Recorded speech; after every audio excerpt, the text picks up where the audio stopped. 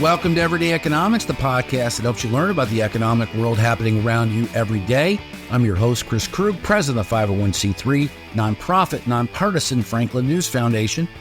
Everyday Economics is a production of America's Talking Network. You can subscribe to all of our podcasts at americastalking.com. To support Everyday Economics, please make your tax-deductible charitable contribution by clicking the link in the show description. We are recording this episode it's the first day of December, Orphe. And joining me as always is Dr. Orphe Divounguy, PhD economist. I'm looking at the end of the year is nigh, as they would say in olden times. Dude, let's talk about the Fed and what's going on with the comments that Governor Christopher Waller made. And this was over at the American Enterprise Institute just this past week. It was on the 28th, so just 3 days ago. I think it was Wednesday they did this. He got some, I guess some attention last month when he had written a story and given a speech that was titled "Something's Gotta Give," and he was looking at the economic data, in particular employment from the third quarter. And I don't know that if he necessarily really steered the crowd in any particular direction, but there seems to be a lot of attention to the fact that a month after giving that speech, that he's feeling like something has given, and that he has seen sort of a light going forward that is giving people some people anyway, a lot of positive feelings about what's to come in 2024 with regard to Fed rates. Can you make sense of this? You're honestly, I think from the standpoint of looking at this from 10,000 feet, there's nobody I'd rather talk to than you about this. Oh, well, thank you, Chris. Well, first of all, Christopher Waller is, when Christopher Waller speaks, you got to listen. He's probably the most foremost expert. I mean, PhD economist with the research on monetary policy on the board. And so I think that his word carries a lot of weight. And basically, he came out and said that, yes, economic activity is still pretty robust, but it's actually slowing. It's slowing very rapidly. Been cooling from the third quarter. Retail sales fell. Spending on motor vehicles is down. You look at the PCE for autos, down. Spending on motor vehicles, down, right? So prices are falling. Energy prices have helped as well, of course, falling 4.8% year over year. And so he's basically saying, look, there's a lot of cooling already built up into this economy, already in the pipeline. And then you look at the labor market. The labor market is also slowing down. You have that, we talked about that 50 basis point increase in the unemployment rate since April. We're now seeing unemployment claims starting to move up a little bit. Initial unemployment claims moving up a little bit. So yes, and even the Atlanta Fed GDP now figure has come down. Now they're forecasting about 2.1% GDP growth, down from more than 5% in the third quarter. So he's saying, look, the economy is cooling down. The labor market is cooling down. The labor market's less tight. People are not finding jobs at the same pace, at the same torrid pace. The number of people willingly quitting their jobs has come down significantly because, of course, there's not as many opportunities out there.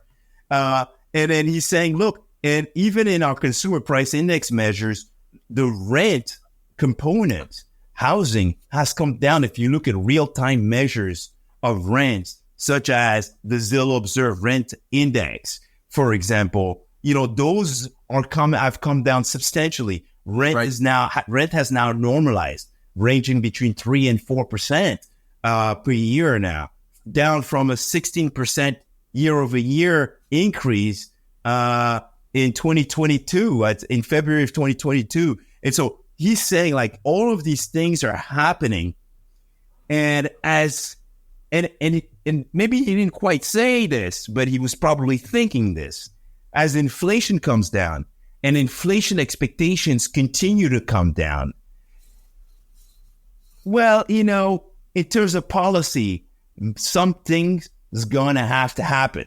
Yeah. And we touched on this basically briefly on in a previous podcast.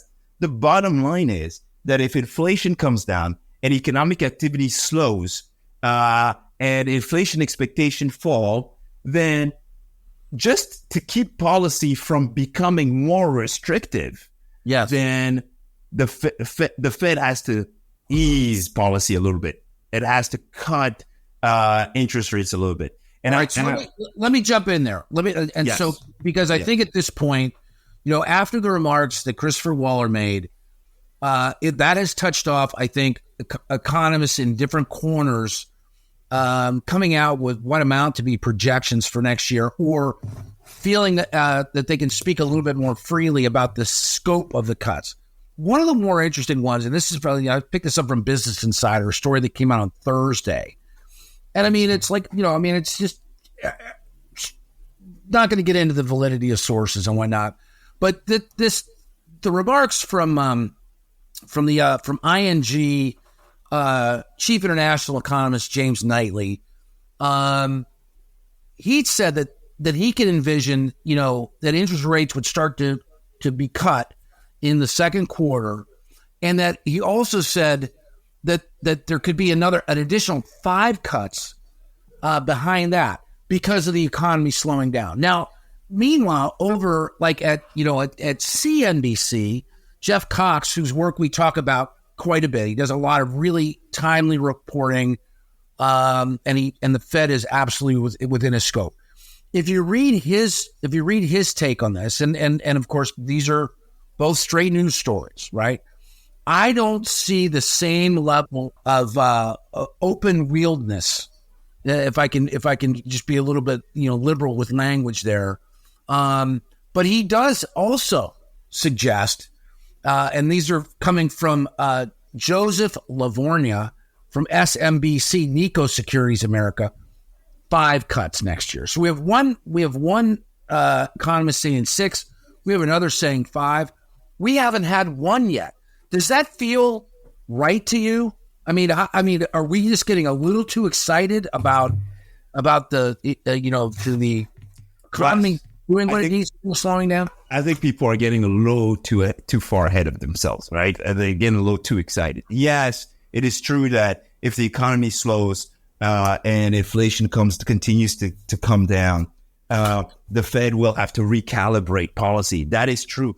But ultimately, the bond market is doing some of that already. Yeah.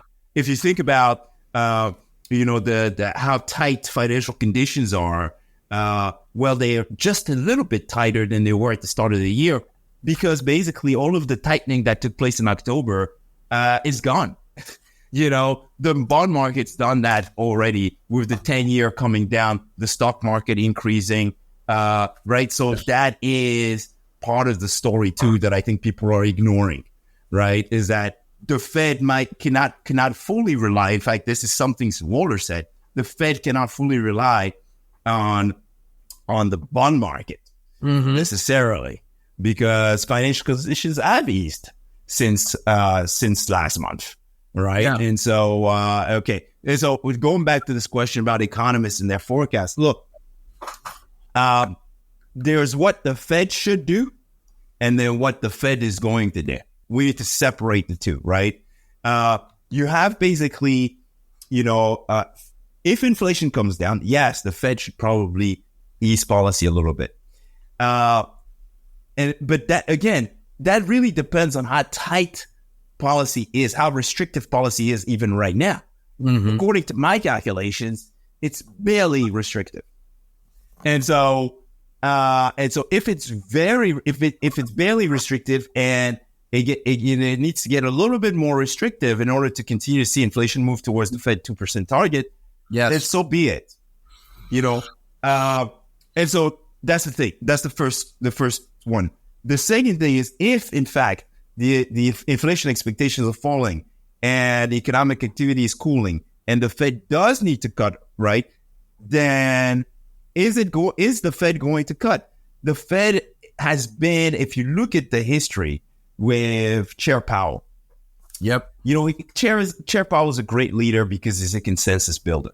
But the problem with being a consensus builder is that basically, a consensus seeker is that basically, things happen kind of at a slower pace.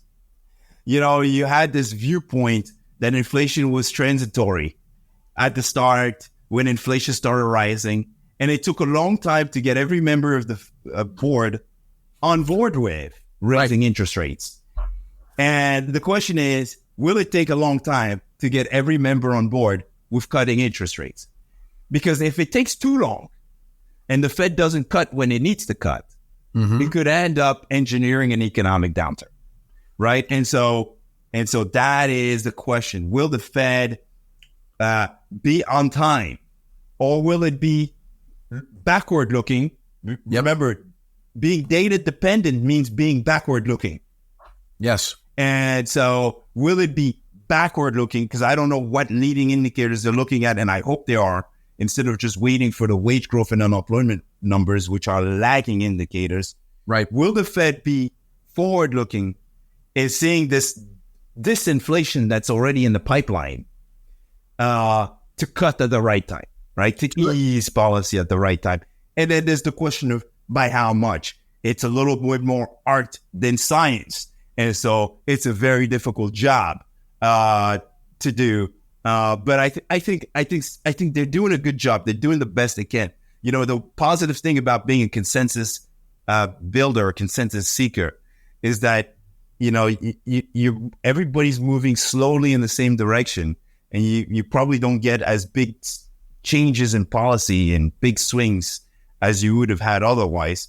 And so we'll see. But yeah, the market anticipates by March, the probability of a rate cut is 56% for March, for the March meeting, and is 84% for the May meeting. So the market's anticipating the Fed to cut, to ease policy by May of this year, of 2024. But we'll see. I mean, it's really contingent on inflation continuing to come down. I appreciate your thoughts as always. For Orphe Divounguy, this has been Chris Krug. Subscribe to Everyday Economics and dozens of other high-quality podcasts at americastalking.com.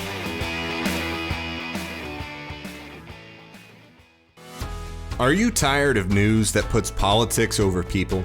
At the nonprofit Franklin News Foundation, we believe in putting people over politics by delivering nonpartisan news and audio content that serves you, the American taxpayer. With Franklin News Foundation, you can read fact-based, state-focused news for free at thecentersquare.com. You can listen to civil, balanced conversations between policy experts through our podcast network at americastalking.com. Or you can get in-depth news on K-12 education spending, curriculum, and school safety at chalkboardnews.com. It's all free through Franklin, where we put you, the American taxpayer, first in every story, episode, and conversation. And it's only possible through our supporters. Together, we can produce content that puts people over politics and brings Americans the news they deserve. Become a supporter today at franklinnews.org/donate. Once again, that's franklinnews.org/donate.